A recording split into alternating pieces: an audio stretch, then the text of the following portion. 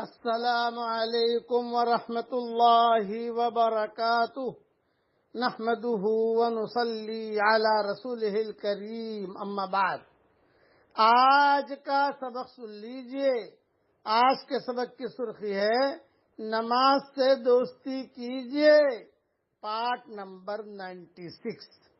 حضرت عبداللہ ابن عمرو ابن عاص رضی اللہ تعالیٰ عنہما سے روایت ہے کہ رسول اللہ صلی اللہ علیہ وسلم نے ارشاد فرمایا، جو شخص جمعہ کے دن اچھی طرح غسل کرتا ہے، بہت سویرے جمعہ کے لیے جاتا ہے، امام کے بالکل قریب بیٹھتا ہے، دور ٹیک لگا کے نہیں بیٹھتا۔